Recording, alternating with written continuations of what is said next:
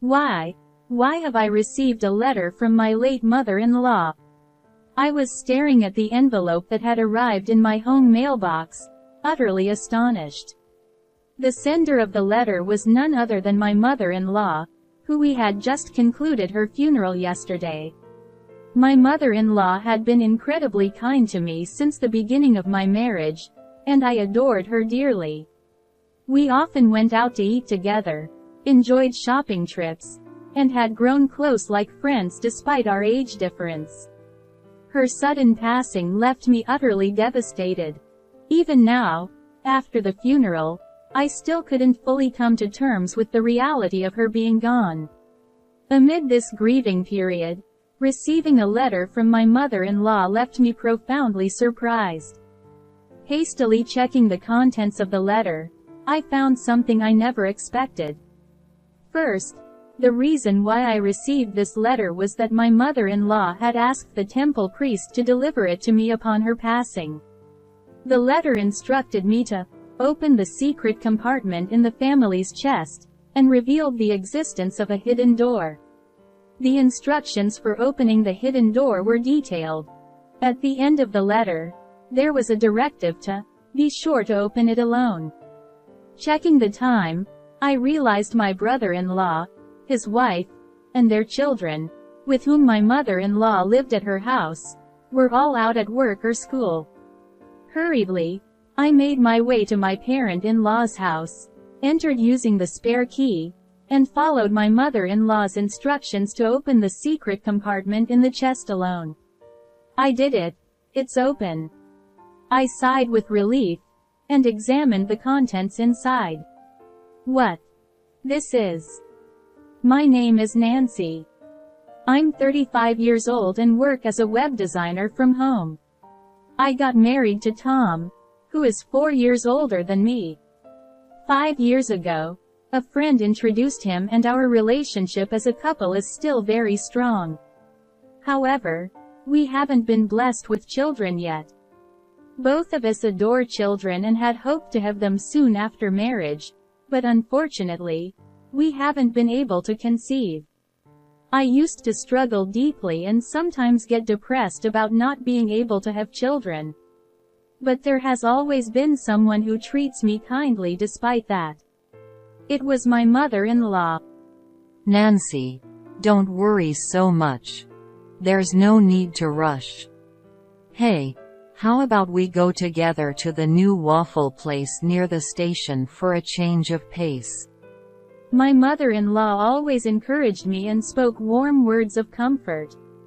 Bright, kind, and caring, I deeply loved my mother-in-law. She saved me many times, and gradually, the times I fretted about having children decreased. Though I still desire children, I've opted not to pursue extensive infertility treatments but rather let things happen naturally. Since my husband Tom travels frequently for work, my mother-in-law and I often dine out or go shopping together during his absence, and we fostered a close bond akin to that of friends despite our age difference. My mother-in-law lives nearby with my brother-in-law's family, who have 3 children. While my mother-in-law seems to get along well with them, my brother-in-law and his wife frequently hurl insults at my husband and me, who are childless. Nancy, you haven't had any children yet? We have 3 lovely kids here. Being childless is unfilial. Cut ties with your mother-in-law soon. With a smug look, Amy, my brother-in-law's wife, says such things, and my brother-in-law Jason joins in, mocking us. Amy's right. Well, Tom has never been impressive anyway. Even if you had kids, they wouldn't amount to much.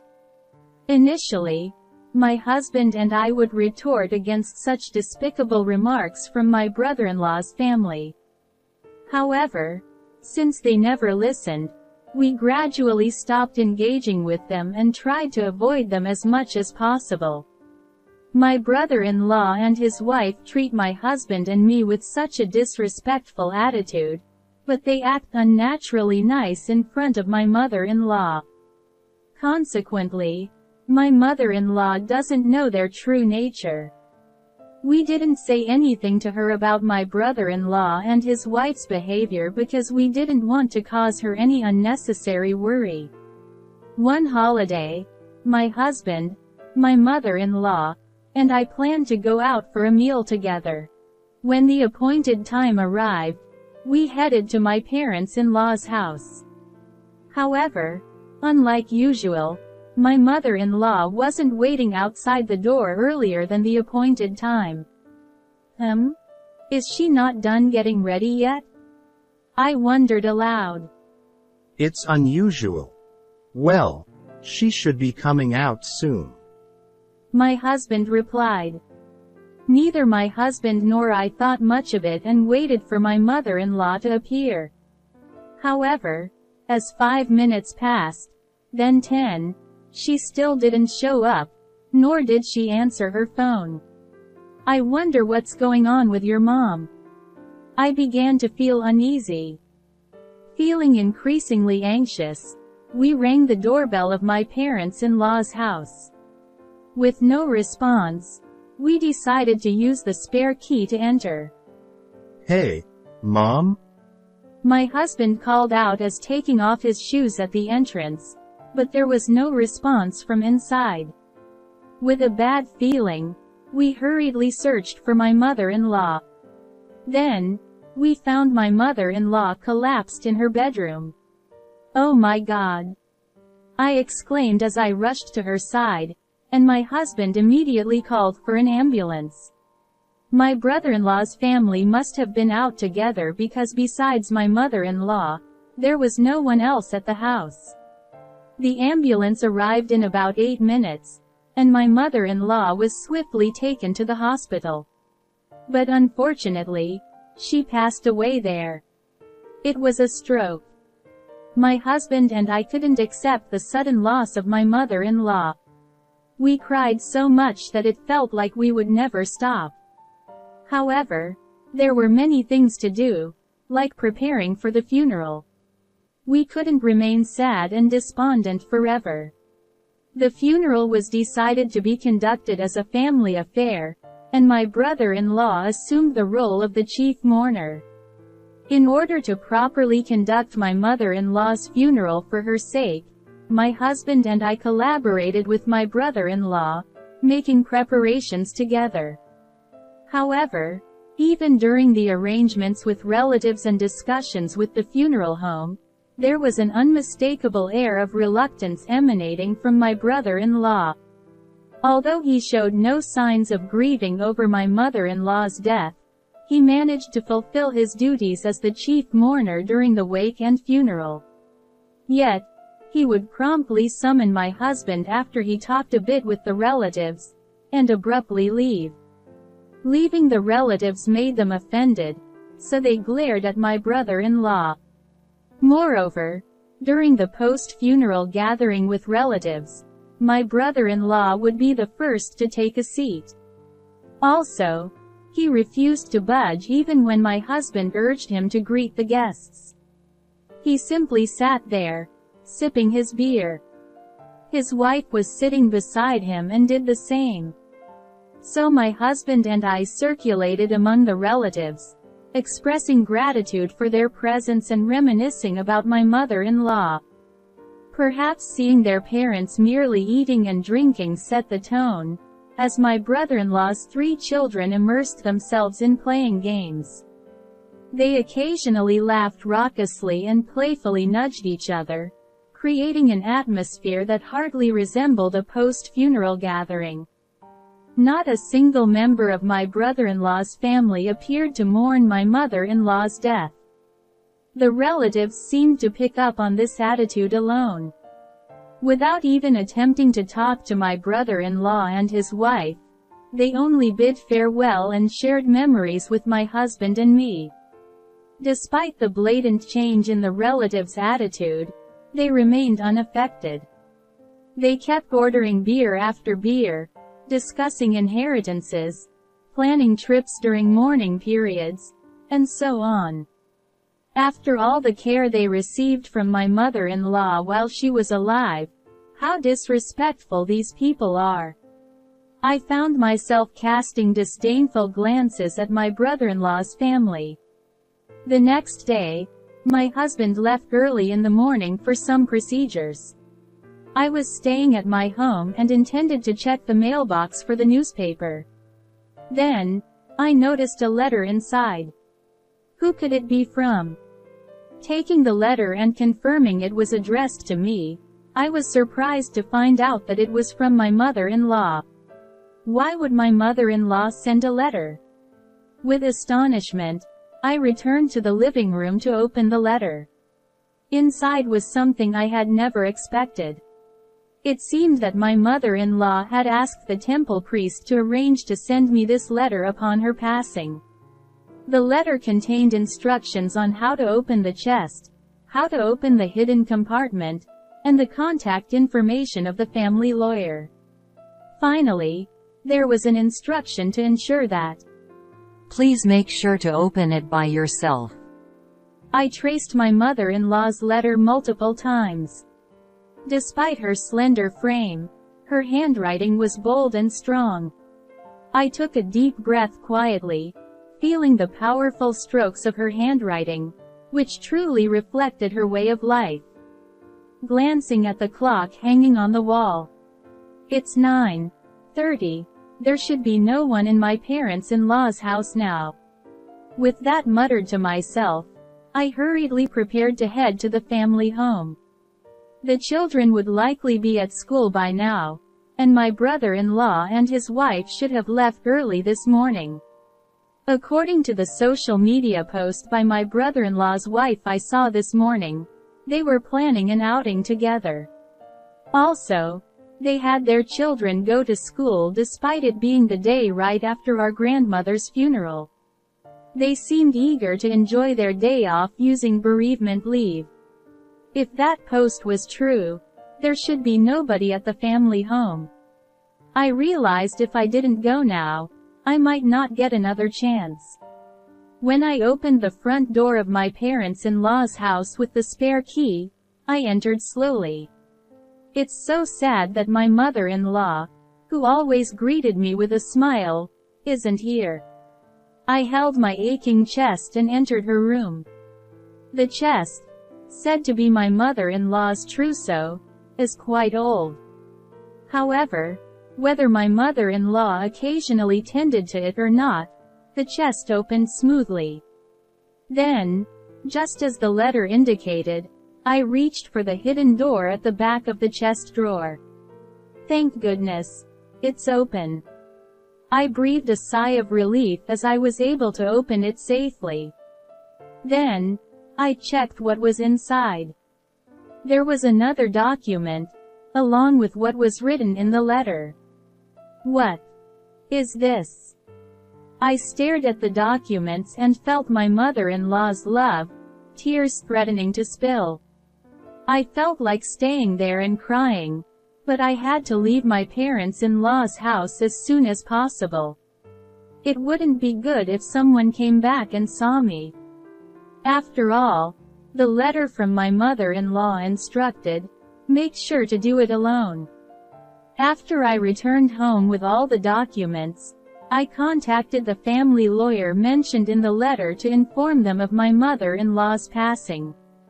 Then, as I was about to reach out to my husband and my brother-in-law's family to see if we could all gather this weekend, I received an email. It was from my sister-in-law.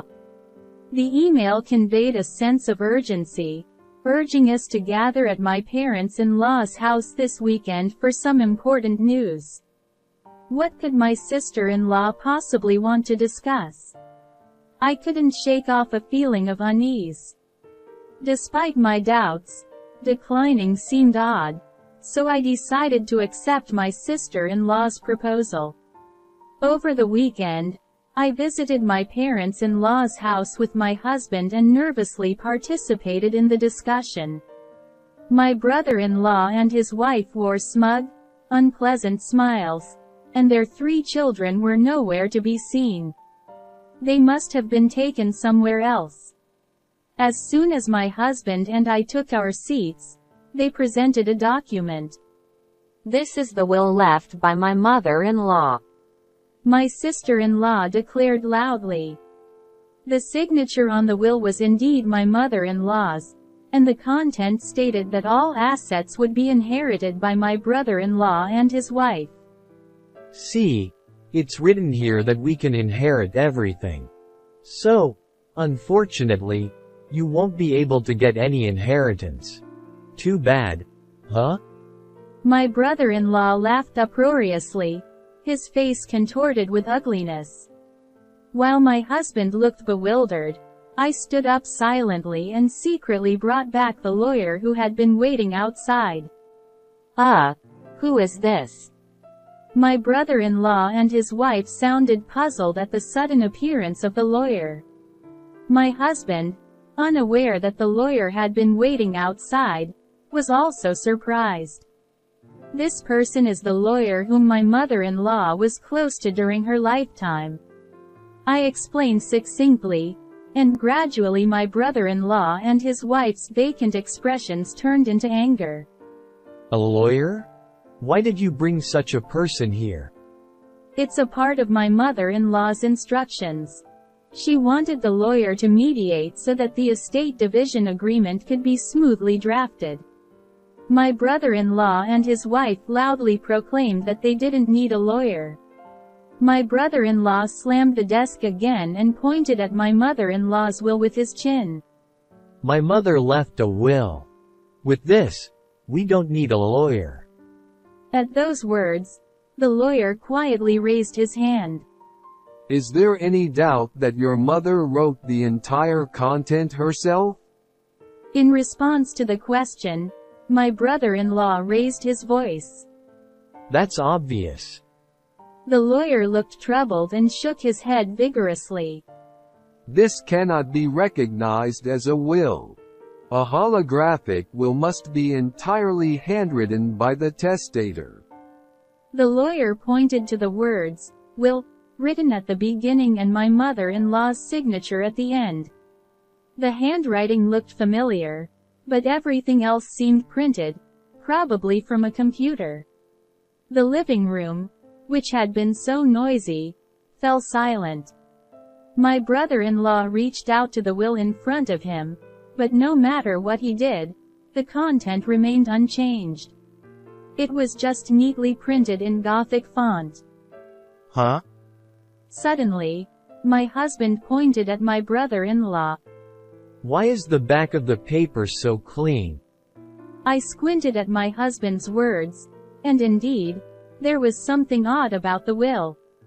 The handwriting in the signature section is different from the rest. Could this be a forged will? My brother-in-law and his wife trembled at the lawyer's observation. What are you talking about? We wouldn't do such a thing. Why are you so tense? If it's forged, what will you say? The lawyer interjected. Forgery of a will constitutes the crime of forging a private document. Upon hearing this, my brother-in-law and his wife turned pale. Although they were agitated and making incomprehensible excuses, the lawyer delivered the decisive blow. Nancy has a notarized will, so your will is invalid. What? My brother-in-law and his wife were shocked, eyes wide open. What's that? We never heard of it. The letter I received from my mother-in-law mentioned hiding a notarized will behind the hidden door of the chest. We didn't know either. In the letter we received earlier, my mother-in-law revealed the hiding place to us. The letter contained not only practical information but also explained why she made the notarized will and why she told me about it. My mother-in-law had been feeling her health decline lately and had prepared the will, but she probably suspected that my brother-in-law and his wife might tamper with it. I had assumed that my mother-in-law was completely unaware of my brother-in-law and his wife's true nature, but it seemed she had a vague sense of their greed. The notarized will stated that the assets would be divided equally between my brother-in-law and my husband. What? She had prepared something like this. My brother-in-law and his wife were astonished, eyes wide open. Then, my brother-in-law's expression changed suddenly, and he shouted loudly. "Oh, yes. I'm supposed to be the beneficiary of Mom's life insurance, as the eldest son. Isn't it?" With a glaring look in his eyes, my brother-in-law yelled. I responded in a cold voice. "Besides the notarized will, your mother entrusted me with the life insurance certificate as well. And the beneficiary is me." Inside the hidden door of the chest, there was not only the notarized will but also the life insurance certificate. My brother-in-law and his wife looked incredulous at the notarized will and the life insurance certificate, staring intently. "I didn't hear about this. I don't know anything about this." The lawyer interjected. Changing the beneficiary of a life insurance policy doesn't necessarily require notifying the original beneficiary. Although my brother-in-law insisted he didn't know, slamming the table hard, the lawyer cut him off. My husband turned to me. When did Mom entrust such a thing to Nancy? I didn't know anything about it. Maybe she didn't want to tell me. He asked anxiously. I smiled at my husband and told him. It was written in the letter I received from your mother. She actually wanted to tell you about it too, but she was worried that if both of us were involved, your brother and his wife would become suspicious. So, she entrusted it to me alone. I see. There's no wonder because Mom and you were really close. While my husband and I were talking, my sister-in-law barged in hysterically. I can't accept this. Why should you two, who didn't even show your children to my mother-in-law, inherit her estate? This is ridiculous. I can't accept this at all. My brother-in-law joined in, his face turning red as he shouted. Exactly. You unlucky bunch have no right to Mom's estate. We were living here together just for her inheritance. Splitting it equally? Don't make me laugh. The inheritance is all ours. My sister-in-law continued to shout, adding to his selfish claims. We have 3 children. As compensation for not showing my mother-in-law any grandchildren, you should give all of her inheritance to our children for their future. We have shown 3 grandchildren, so we are much greater than you. The inheritance belongs to us. Despite my sister-in-law's aggressive tone, I remained calm. What you've been saying is nonsensical. Please calm down a bit. My composed demeanor seemed to infuriate my sister-in-law even more. Your calm attitude annoys me so much. Just give us the money already. You're a useless, childless woman. She yelled and lunged at me. My husband and the lawyer intervened, but before they could stop her, my sister-in-law punched me in the head. Ouch! She had several large rings on her fingers, so they were like a makeshift brass knuckles. I involuntarily cried out at the dull pain. Stop it. My husband and the lawyer pulled my sister-in-law away, but she attempted to reach for me again in her agitated state. Give us the inheritance. I deserve to have it all more than you do. I have 3 children. Her eyes were bloodshot, and her face was twisted like a demon's. My brother-in-law goaded her on, saying things like, Hit her more. And my enraged husband called the police. When the police arrived shortly after, my husband and the lawyer explained the situation. My brother-in-law and his wife were then escorted away by the police. My husband and I thanked the lawyer and decided to send him home for today. What was supposed to be a discussion about creating an estate division agreement turned into a chaotic ordeal. My husband and I nodded in agreement to bring a gift of apology the other day. My husband was deeply concerned about me being hit by my sister-in-law, but he seemed relieved when I told him the headache had completely subsided. In the light of the whole tumultuous sequence of events, I murmured, "It's been quite an intense time." Then, my husband brought up